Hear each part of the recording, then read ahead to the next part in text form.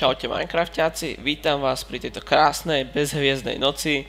Ja som Danger a vy sledujete druhý diel našich bezpečnostných systémov na Energy Team channeli. Dnes si ukážeme jednoduché tajné dvere alebo trezor, ako chcete. Môžete z toho spraviť aj trezor. Dnes to bude veľmi jednoduché a krátke video. Ide vlastne o dvere schované za obrazom. No, toto som tu zabudol. Takže spravíme si slepú stenu. Aby to nevyzeralo divne, spravíme aj tady. Takže najprv si dáme dvere, ktoré budeme chcieť schovať za obraz. A teraz hľadáme dobrý obraz. Tento je dobrý. Vidíte, že dvere sa nedajú nejako otvoriť.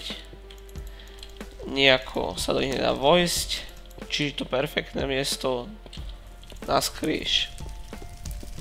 Sem si dáte, niekde si dáte tlačidlo zase, je to úplne na vás. Sem si môžete dať tiež obraz, aby to nevyzeralo nápadne. Sakra. No, to som šikovný. Nie. No. To je dobré.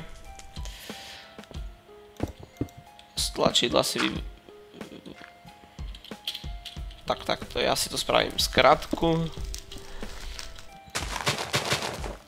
Ja som si tu už predpripravil miesto, kde budeme dať redstone. Z tlačidla si vyvedieme redstone signál, ktorý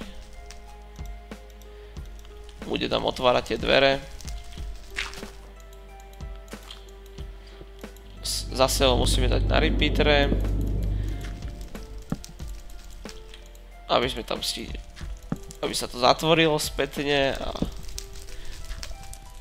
aby sme tam mohli dojsť. Myslím, že toto by malo stačiť. Teraz, kde sú tie dvere? Asi tu? Áno. Takto.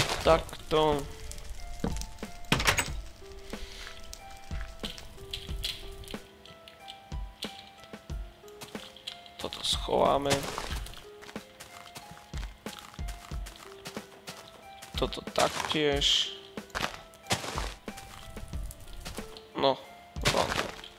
Vy si to vyriešte lepšie.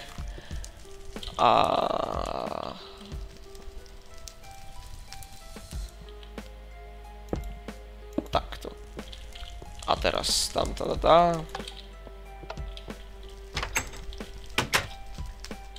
otvorili sa nám tajné dvere.